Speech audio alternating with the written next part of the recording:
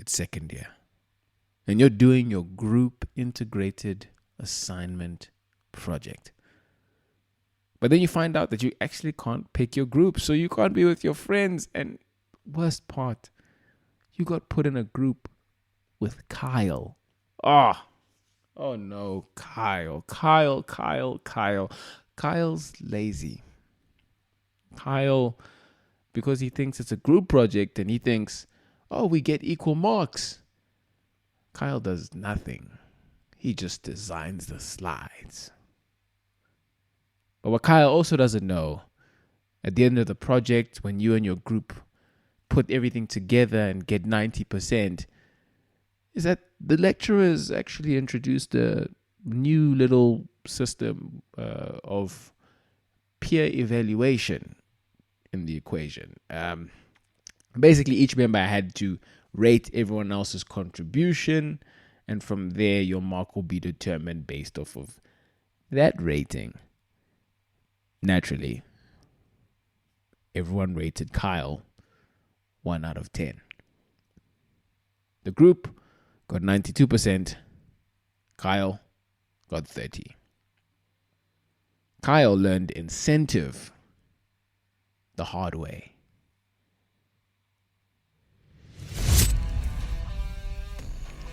Today we are joined once more by Liron Leiboff, Senior Financial Analyst at Osiris Trading and CASA. We chat about what it takes to see the incentives in any scenario, whether as an employee at work or as a consumer, to see the second order consequences that follow in advance of any situation, and therefore to make better informed decisions. We also chat about the rationale behind the modern monetary system, why long hours are lazy hours, how to be a better creative thinker according to Picasso, what it takes to be a 10x CA through technology, and more. I hope you enjoy. My travelers on the road to CASA. Very, very quick one. I'm doing a research project in order to understand some of the struggles that students are going through.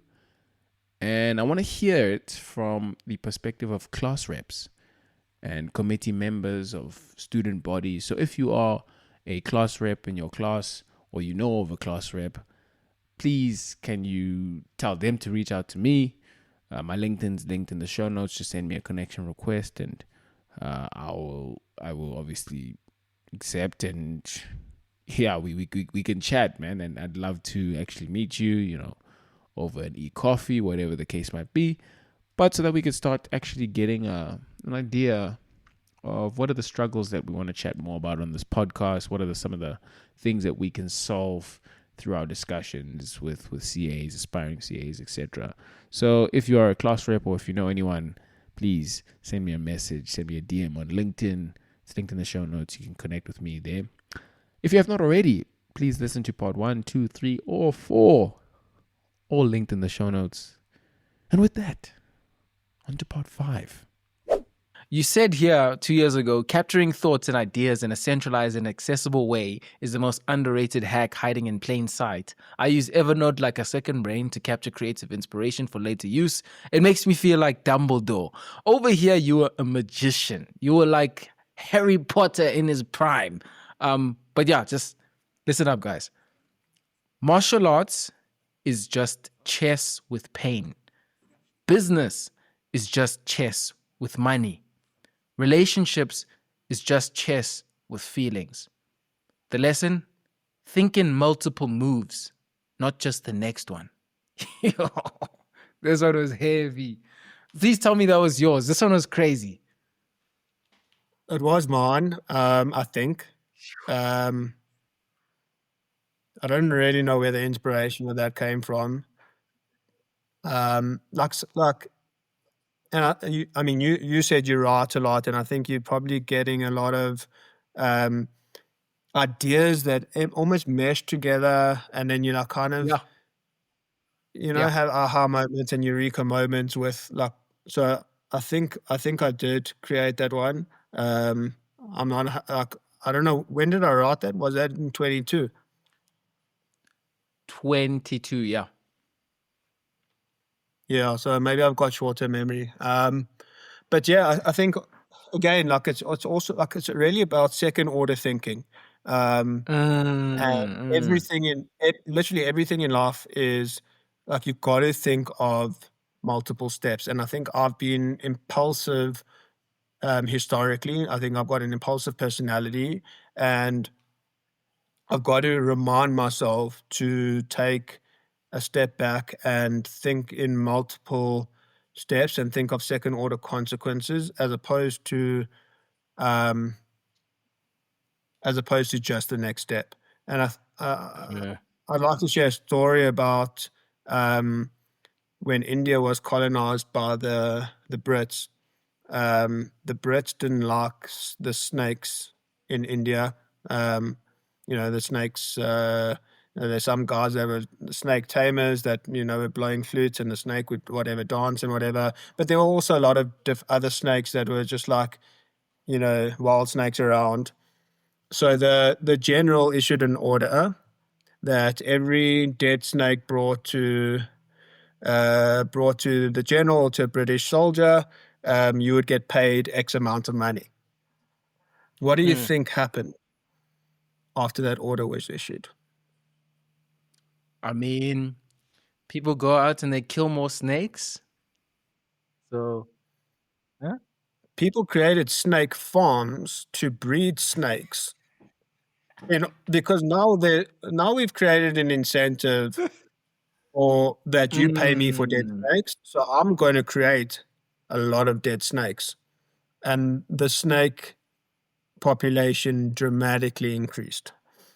So that's a second order thinking in steps Mhm. example. And it's vital in business to not only think about making a move that against your competitor or whatever the case may be. You've got to have like a multi-pronged approach, and overlay that with probabilities and a bunch of things that you think could potentially happen and the unforeseen circumstances of taking a course of action. All's fair in love and war. I just thought about that when you mentioned how the relationships is just chess with feelings. Literally, like, yo, there's a lot of guessing, a lot of gaming. It's like, I don't know what she thinks. I don't know what he thinks. I don't know what It's a funny one. It's a funny one. A Yeah. really useful mental model that came to mind is incentive. I think not enough Yes. people think about what are the incentives in any given game. Whether it's we're trying to get the people to take out the snakes, whether it's I am trying to get my business off the ground, customer business, B2C, there's always an incentive that we need to understand in every single scenario. Yeah, 100%. I mean, if I had a haircut the other day, but if I go to a barber now and ask him, "Do you think I need a haircut?" He's going to say yes, because why? Like then he'll get to cut my hair. So he's incentivized to give me the advice that I need a haircut, which I don't really. And again, that goes to a lot of these financial advisors.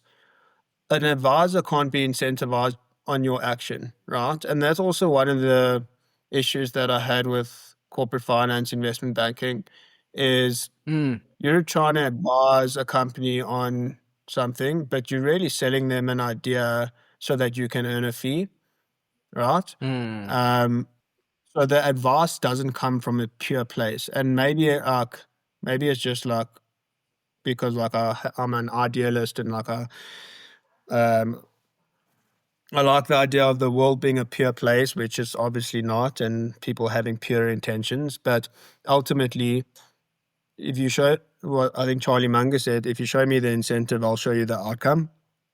So yeah, like yeah. the barber, if you ask a barber for a haircut, he'll tell.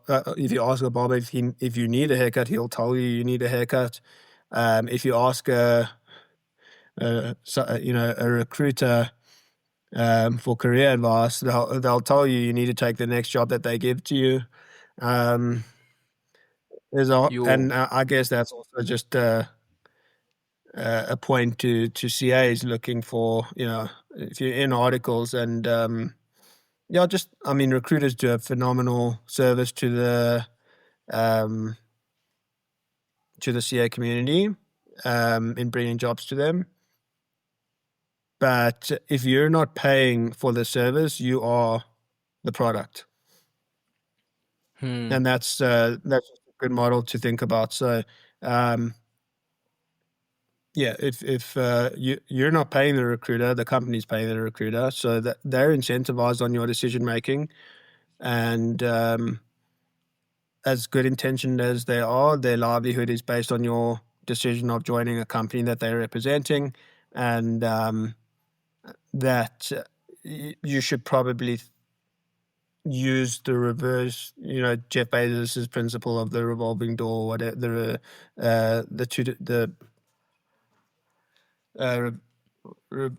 two-door decision-making process that Jeff Bezos uses, and think about it way slower than just taking it and being influenced by a recruiter to take a job.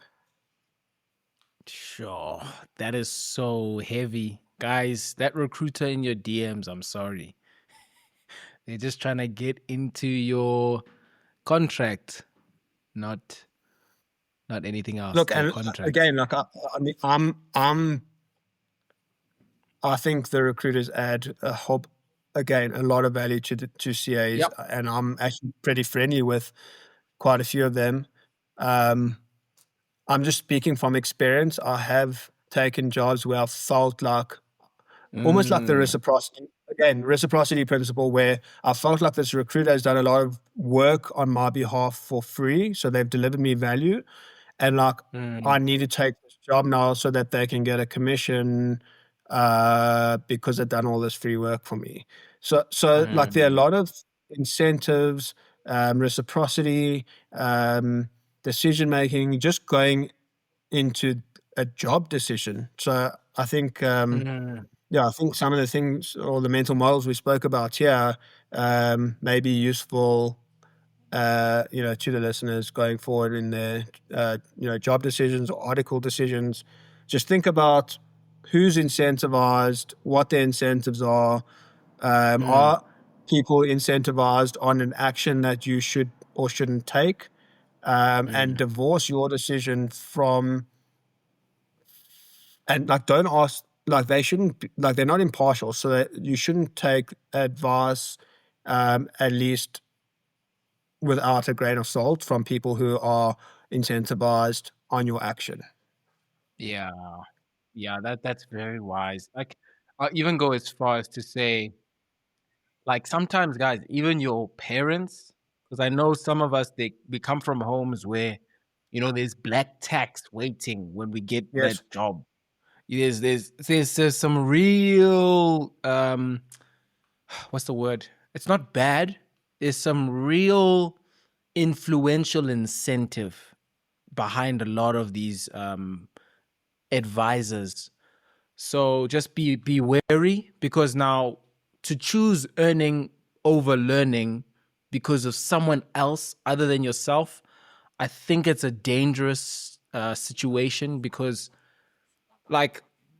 learning is always going to benefit you and profit you in the long term. If there's somebody else who's now coming upon you and there's this external pressure, there's that intimidation threat, if we're talking about CPC, if there's that intimidation threat, then goodness gracious, man, I don't know if now you are taking the power of your decisions and making the best decision out of that. Yeah. Wealth is just evidence of previous value creation. We keep looking for the shortcut, but there is none. Just keep on creating the value.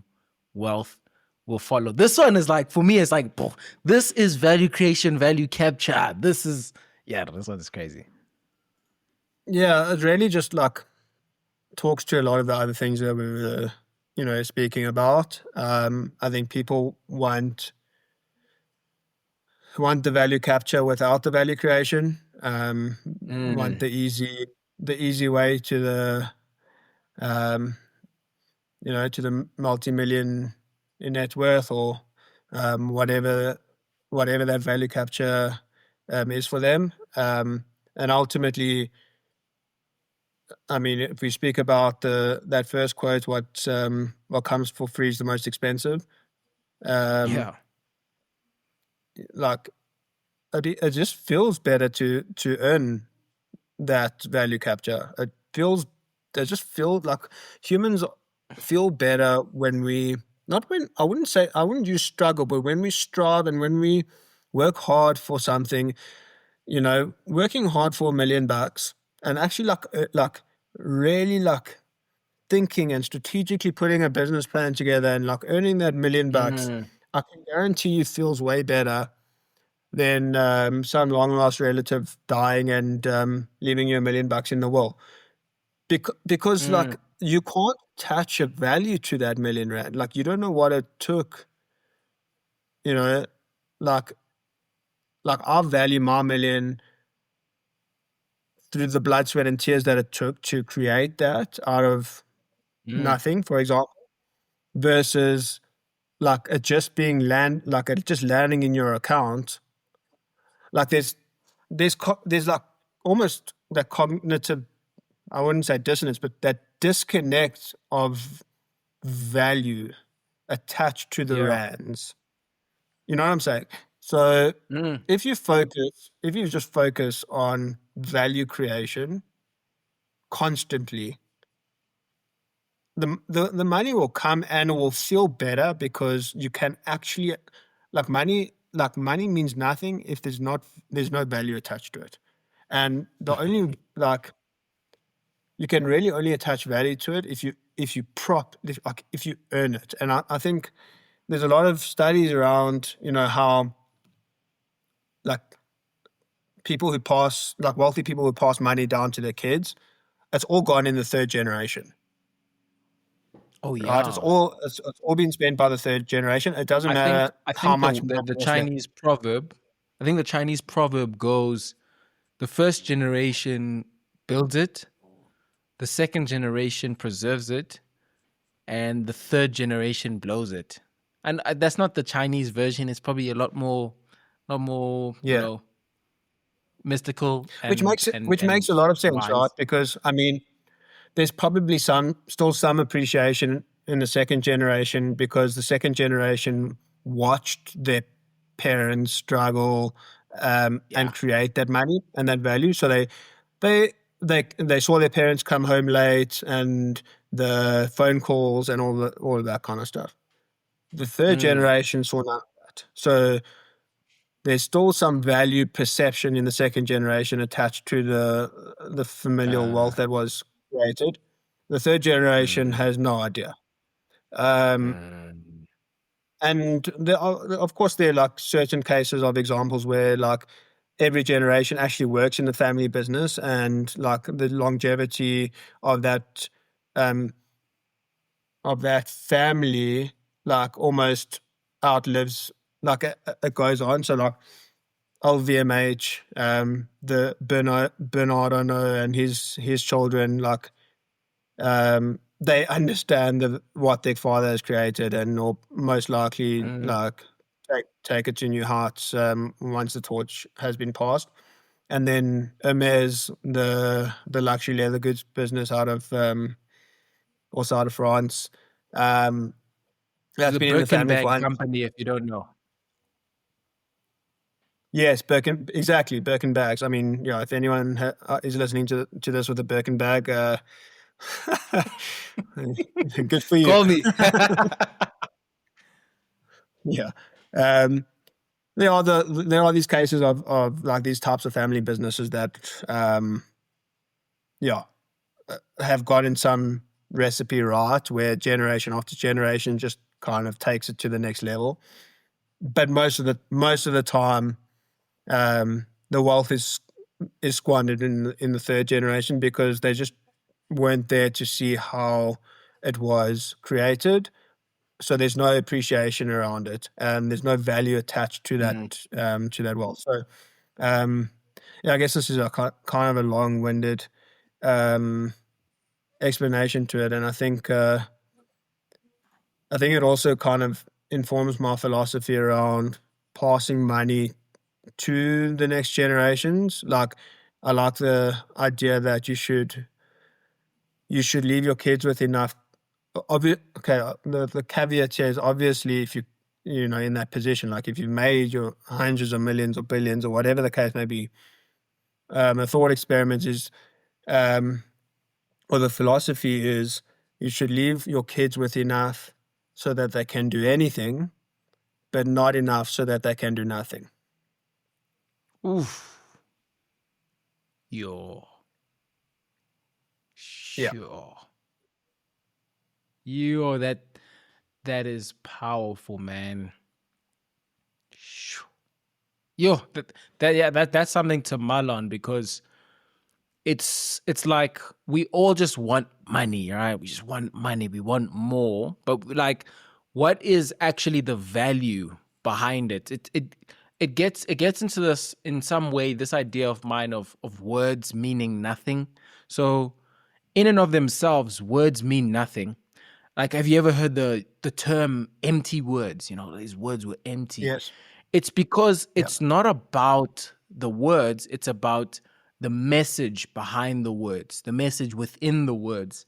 And when you don't have, in a communication context, when you don't have the facial expressions, the vocal variety, and the intonation, and, you know, the pace, and all these things that eventually become a word and a voice and communication, if you don't have all those things, then you don't have actual context, and the word means far less.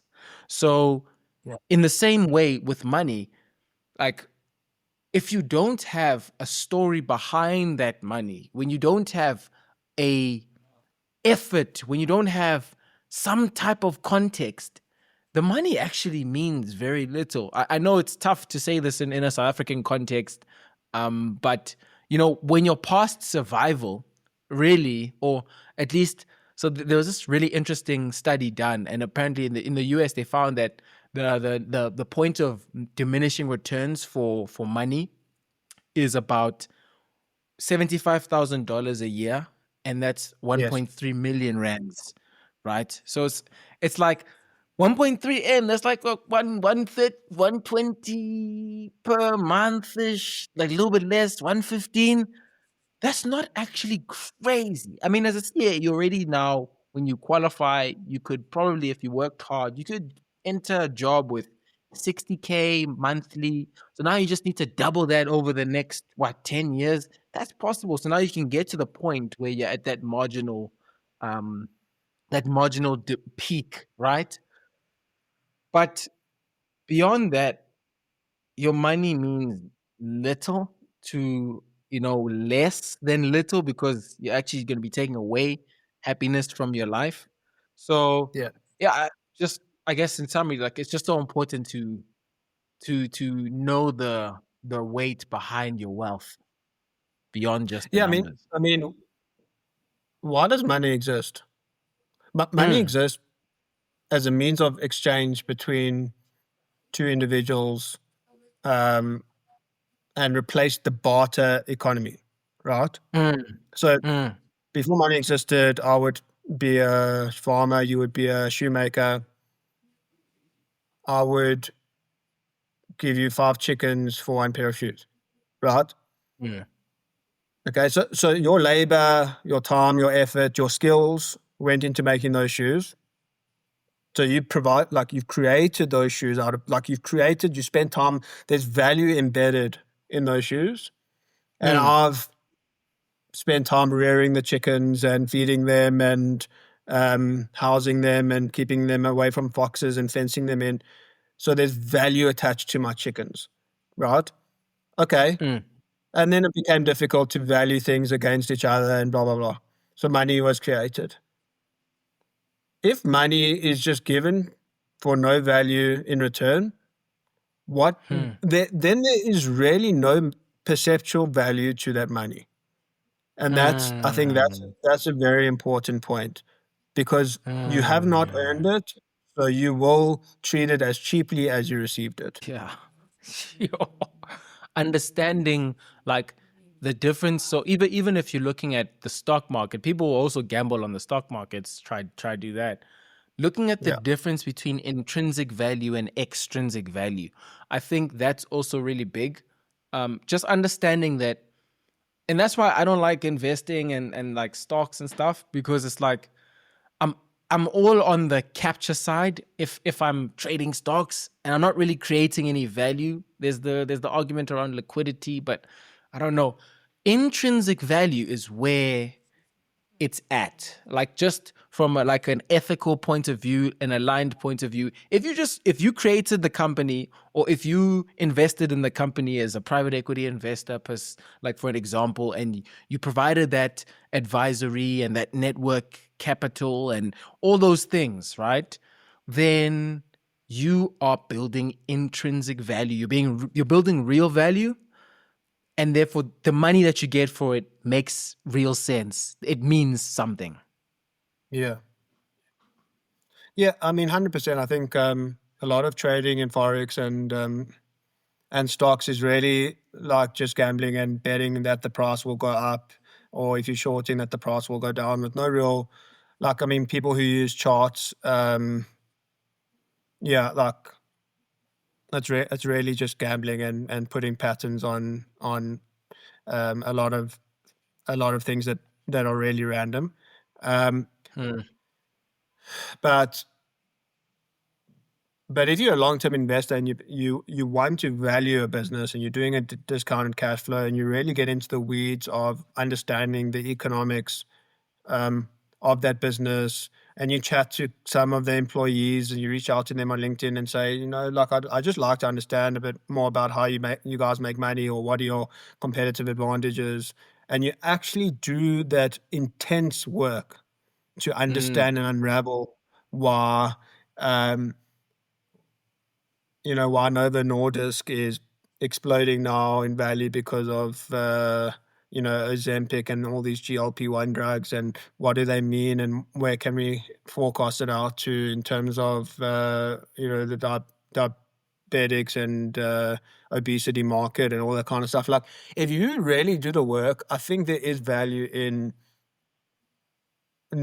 finding those insights that maybe other investors may have overlooked, and or mm, haven't discovered yet, and therefore you're putting your capital into something which you are placing a probabilistic bet that you think or know that the value is materially higher than where the stock is trading now, because you've done the work. mm, So that so mm, and that's the kind of investing that I subscribe to. The investing mm, where it's like, cool, everyone's buying Nvidia or whatever, like hype based investing, like buying things because mm, everyone says that it's going to go up. Like it's not investing. Like, you don't know anything, and you're going to be left holding a bag, uh, when everyone decides to sell. But I do believe that there's definitely value in doing, and it's a lot of hard work, and I wouldn't recommend it for most people, and that's why even Buffett like yeah. recommends investing in index funds for most people, because it's just it's an incredible amount of work. You don't really have an edge over the larger hedge funds, and it's difficult to beat the market. So why not just buy the market? But there certainly are pockets of value that you can uncover through doing the work, Mm, and the time invested in unraveling and solving that puzzle and creating a mosaic of understanding a certain business or a certain industry. Um, there's certainly value, and the investor gets paid, gets their payoff when they are right on their thesis on that. mm, mm. Ugh.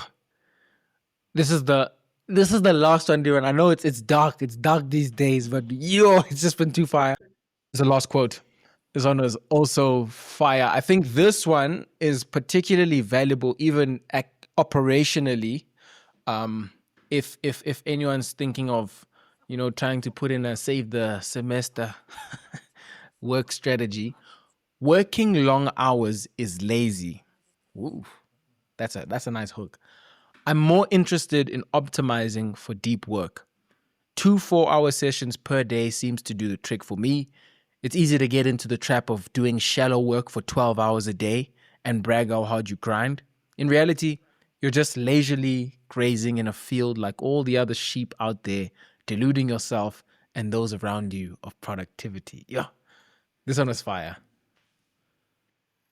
Yeah, but like listening back to it, I feel like it was almost too clickbaity, if that makes sense. Like I'm being self-critical here. I think there's a lot of truth to that. I think a lot of people kind of don't work smart in the workplace, and the first thing they do, they get to the office, and like the first 3 hours kind of speed by because you're mindlessly like checking emails and responding to emails. Where most people are kind of in their most productive headspace is those first 3 to 4 hours of the day. So I would kind of time block those first 3 to 4 hours where you've got that willpower, and a lot of productivity gurus talk about swallowing the frog first. So like what is the most important and hardest and thing you don't want to do? Like if you think about Monday coming around and you procrastinate, like what is that one thing you really don't want to do? Like get that done first. Like swallow the frog first, because that's where your willpower should go for those first couple of hours, and not fooling yourself that you're being productive by reading a couple of emails and responding to them. So using kind of your energy and your mental acuity appropriately throughout the workday, I think, is something that you've got to be intentional about, and not just like do the kind of easy feel good things of like responding to emails. Like there's literally, you're not producing a thing, you're producing zero. And that's the problem with all these communication tools and Teams and this, that, and the other. Like you've got to be able to time block your day and get things done, and then schedule time for like reading and responding to emails. And I can guarantee if like you're not going to miss something super important. If something is like do or die, life or death in your emails, like the person's going to phone you. So don't worry about not reading an email for a few hours. I think we just kind of programmed to want to open messages as we receive them, and like that, the anxiety of hearing your email or a Teams message or whatever, or a Teams call. Like just don't, like turn those notifications off. Figure out what the frog is you're going to swallow every single morning, and swallow that frog. Make sure it's done, because I promise you, like, at the end of the day, it will feel like you've accomplished a lot more than mindlessly going through your day, and kind of scratching the surface on a couple of tasks and all that kind of stuff. So, I think, and that's where the 12 to 14 hour days start coming in, where you're just not being efficient. You kind of like, interrupting yourself and checking emails and checking LinkedIn, or, distracting yourself and procrastinating, whatever the case may be, and burning yourself out through that like mindless grazing like a sheep in the field, rather than like, being a predator. You want to, do these bursts of energy and then like call it a day, like be able to switch, off at 5 or 6 p.m. and not have to go home and work, or not have to work on the weekend, or whatever the case may be. But there's some, I mean, and then like, not getting that spiral of blaming the organization because there's so much work to do and so little time and whatever, whatever excuse you tell yourself. A lot of the time it's just Yeah. you're not structuring your day appropriately, and you're kind of procrastinating through, doing very low value, low level stuff like replying to emails. Not to say that you should never, obviously, like, you need to reply to emails, but that kind of stuff should be done when you're feeling a bit more depleted. Like it really doesn't take much horsepower to write a couple of sentences and get back to people.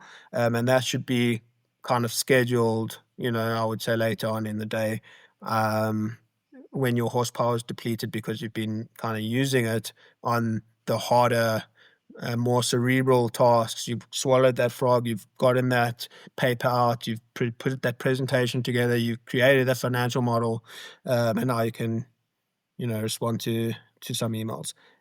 So that's kind of the explanation behind that. Again, like I'm a bit cringed about how I wrote that. I think I wrote it too emotively or too like clickbaity.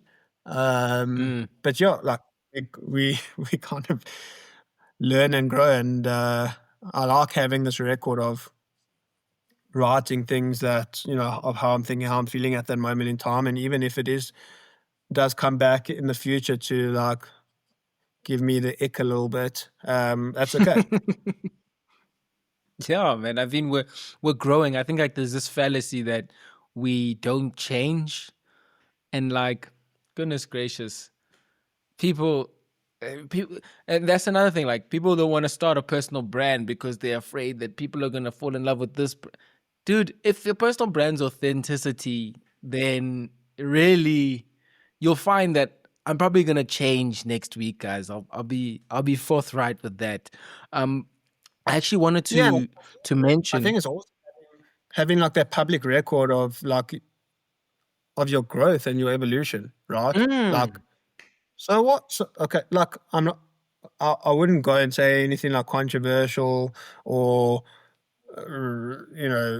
on the internet, and like we've seen that blow up in a lot of people's faces. Like that is obviously, we know that, but creating a personal brand, and evolving over time as a human, and your personal brand evolving over time, like that's normal, and like people should just put that themselves out there. Like yeah, it's you're doing yourself a disservice, and you're missing out on a lot of so-called luck that just happens to people by not putting yourself out there. Yeah. I also wanted to actually circle back to, remember you were talking about you have these eureka moments where you have all these ideas and they'll just like serendipitously connect, and you'll write this crazy post around chess and martial arts and all these analogies just about making moves, or rather seeing moves in advance. And one thing I wanted to mention to you is this idea of mine.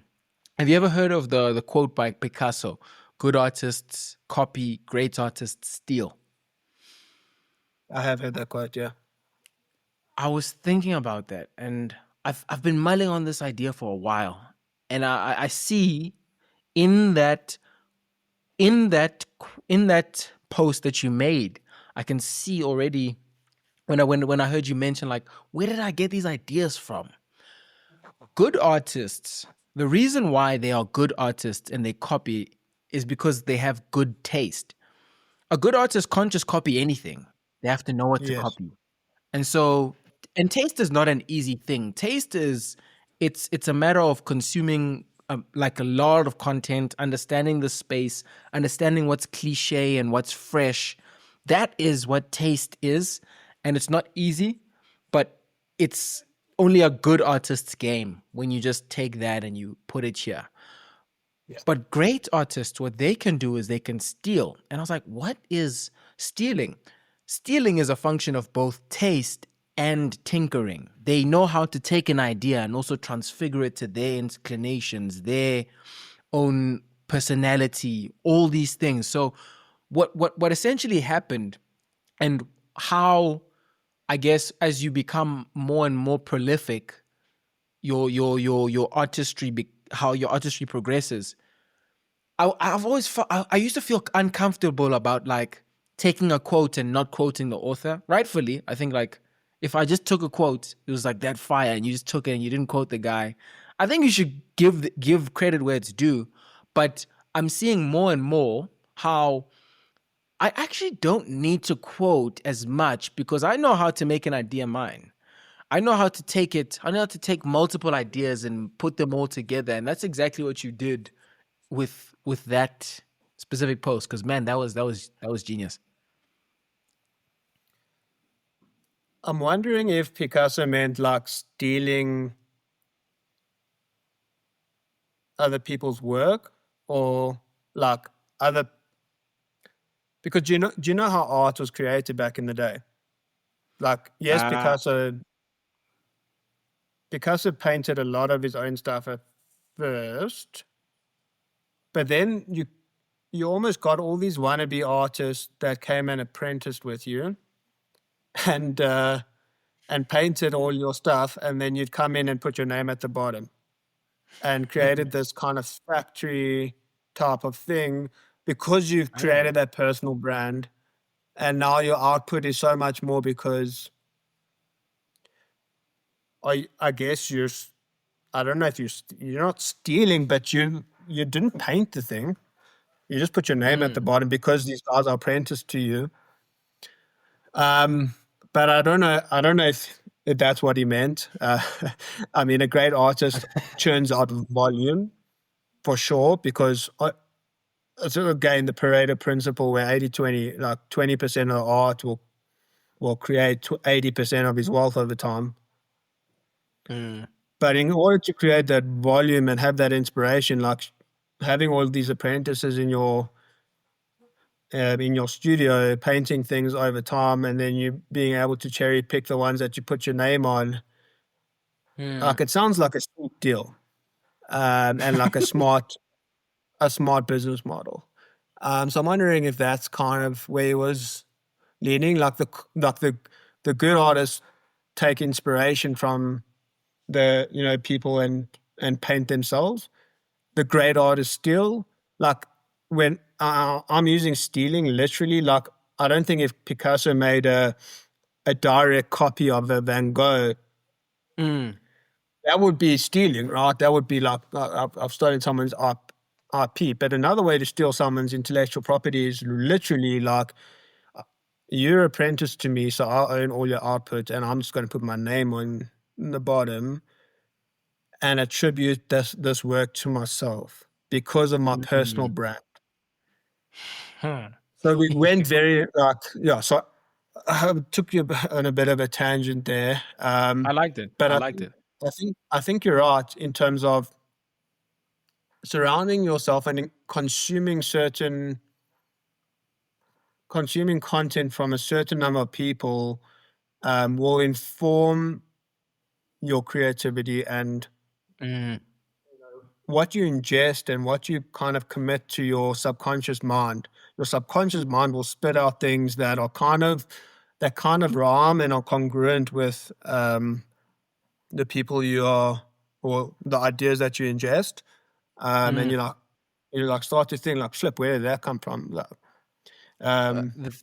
it's pretty obvious that it came from like, a bit of this, a bit of Alex Hormozy, a bit of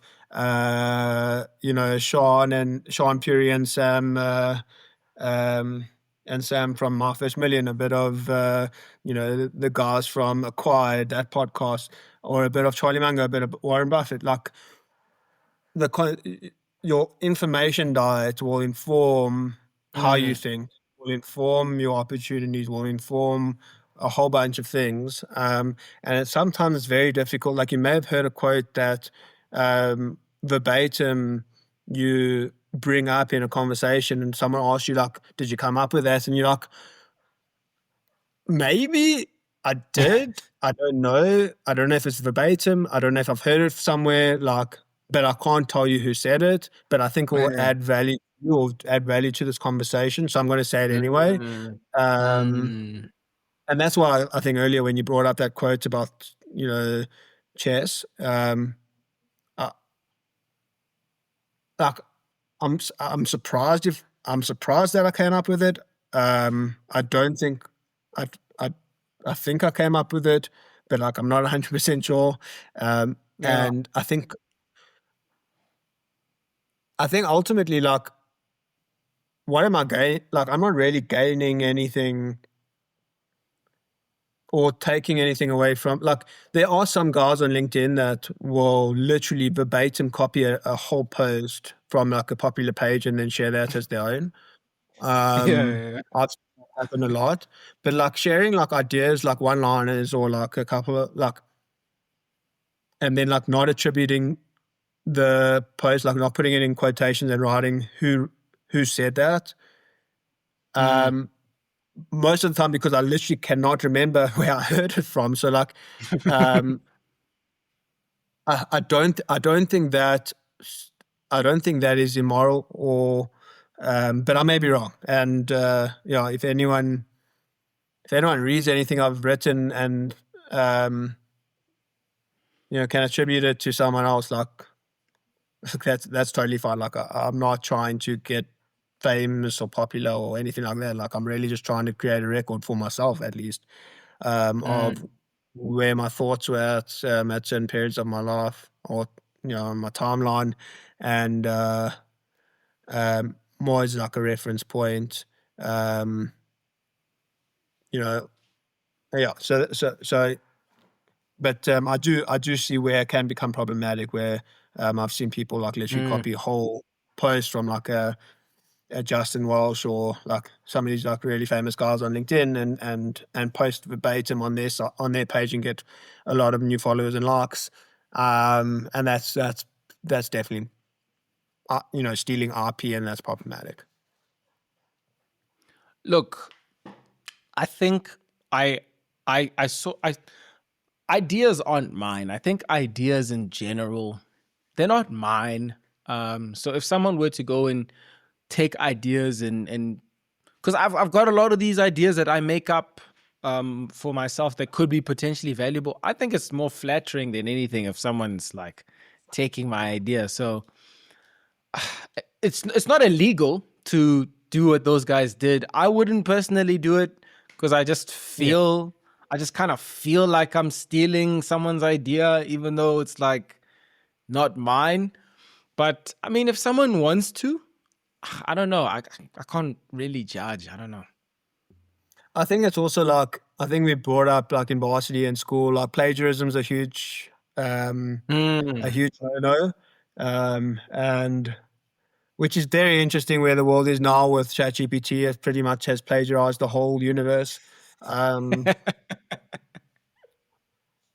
so I think like structurally, like school and varsity, placing such an emphasis like on plagiarism, like maybe that will change over the next couple of years, because Mm. like information and knowledge is really a commodity now. It's not, no one owns Yeah. it. Um, Yeah.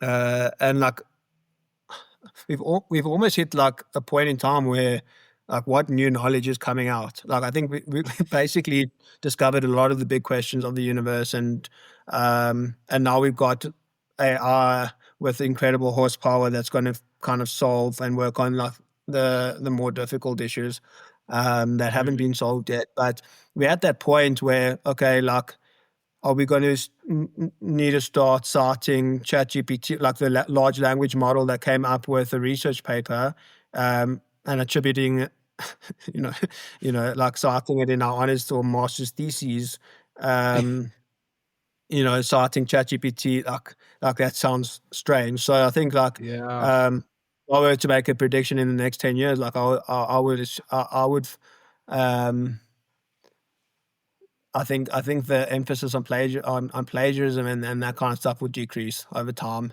um, Hmm. because knowledge has become commoditized and will be increasingly commoditized, now with all these large language models. Yeah. Oof.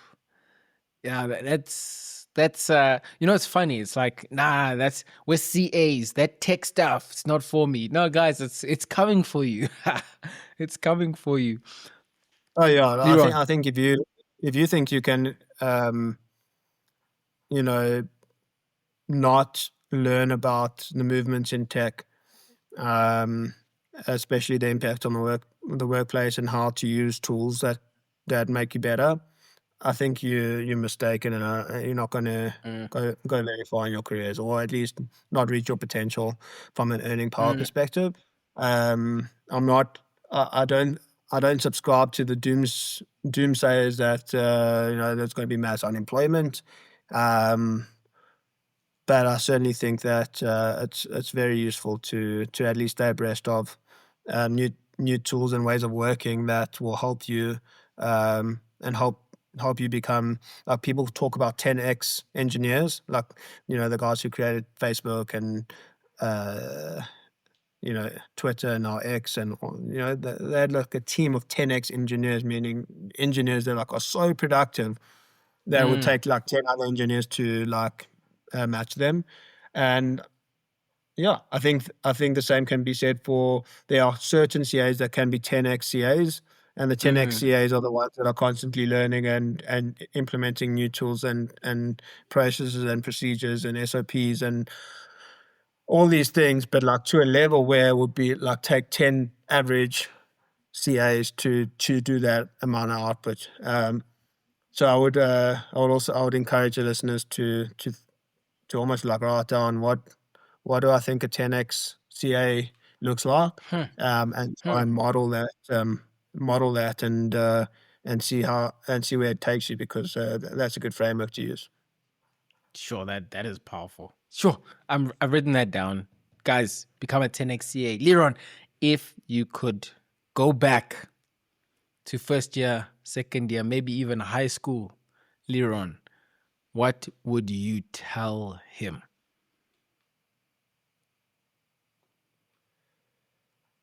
I would tell him to not be as impulsive, to think more about second order consequences, to think in longer term horizons and not in months or weeks or years, like decade long. And I would probably tell him to have more fun as well. Have fun, man. I promise you, life is Like here. life's not that serious. Mm, Problems are solvable. Um, like, don't be so stressed. Don't take yourself so seriously.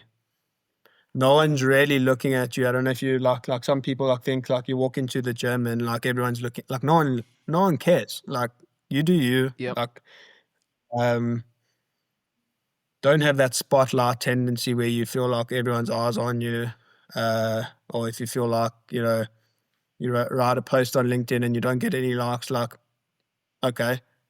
Like, like that stuff doesn't matter. What does matter is just try and keep growing and creating value, and everything else will fall into place. And just, yeah, if you fail a subject, if you fail a year, like, don't try not Yeah. compare yourself to others. Everyone's journeys are different. Everyone's circumstances and starting points and resources are different. Um, and yeah, just try and learn a couple of frameworks and mental models early that will be net positive in your life, and help you avoid common pitfalls that humans in general make. And I think that advice to my younger self would have been valuable, and I probably wouldn't have followed it, because youngsters don't like we don't. Yeah. That's the thing with advice, man. Like, it's Mm, cheap. It's like mm. unearned money. It comes from someone else, and it kind of goes in one ear and out the other. Um, so like I appreciate the question. Like, it's nice for me to like now like say these things, but on the receiving end, and I've been on the I've been on the receiving end now. Like a businessman can tell me all these things now of what to do, what not to do, and like I just can't map it to context or contextualize it, and I will forget about it, and I will Yeah. not follow that advice. So Mm. I think, yeah, let us not put too much of a premium on advice giving or receiving, because and rather put a premium on just go out there and do things, try and add value, and you will find your way. And download a couple of mental models into your brain that will help, steer you in the right direction. But in terms of definitive black and white advice, like frameworks are probably better than just advice. We underestimate what we can do in 10 years and we overestimate what we can do in a year. So Yeah. I guess that can be the first bit of advice. Advice, sorry, bro. But you're gonna get advice, young Liron. There's some advice coming for you. Less advice, more feedback. I do definitely agree with that. I think you really need experience to inform any type of advisory. So advice is cheap, but I'll still say it. I'm gonna preach for you, bro. So that's the first one. Second one is like, dude, you're not everything. I think like today we the meaning of the word care in the hyper connected world we live in, like a lot of these words, they really we've cheapened them. Like just because they liked your post doesn't mean she cares. Just because they liked your post doesn't mean he cares. Just because you're friends on Facebook doesn't mean you're friends. And if you could just take so there's this thing called the spotlight effect. You think it's all you. If you could just take it off you and just realize that there's actually a world stage, and truth be told, everyone thinks that they're important and you're insignificant. Yeah. You could probably just relax, Everyone's dude, worried and about have fun. everyone's worried about their own spotlight. So yeah, just take a chill. Like everyone thinks everyone else is looking at them, and I think it's just human nature, honestly. It's human I think nature. It's human nature. I also think like in school we actually we have the yardstick of grades to measure ourselves against our peers. Like you're a C student, like the A students are cleverer than you, right? Or are doing better than you. Same in varsity, like you've got grades or and all that kind of stuff. But like when you're out of that cycle, like how did like you still trying to measure yourself against your peers or those who you grew up with, and then you start status signaling, because that's really the only way to kind of measure each other. And like there's a lot of lying that goes around that, where with debt, like financing cars and houses and holidays, but that's really just all signaling. And that's the way that people try and measure themselves against their peers after they've with the kind of grading system has been taken away from us, or we've graduated from that. So I'd also try and stay clear from status signaling, because it's just not worth it. You're just going to do yourself a disservice. There's always going to be someone richer than you. There's always going to be someone poorer than you, and that's it. Like do stuff that gives you where you can squeeze the juice out of life. That makes you happy. That puts fire in the belly, while putting some food in the fridge as well, of course. Yep. And yeah, just like try not to take yourself too seriously. No one really cares much about always watching you and your mistakes, or anything like that. So try and have a bit more fun, and life is longer than we think, but also shorter than we think. So like try and keep that dichotomy in your mind as well. Sure. Don't compare yourself as well. Keep the status signaling low. I like to think of status signaling as debt signaling. It's like, Chances, this guy, he doesn't actually own those cars. If he missed his payment next month, he probably won't have them. And also, learn those mental models. I think there's lots of valuable mental models out there. Pick one and use it. Guys, if you've not already, please, please follow this. Sure. Subscribe. This is also going to be a video. Yes. See, man. Also, Liron's LinkedIn will be linked in the show notes. Goodness gracious, man. This was value packed. I actually want to, guys, please also send me DMs, send Liron DMs about like what you learned, what was valuable, because I think there was just 1,001 things.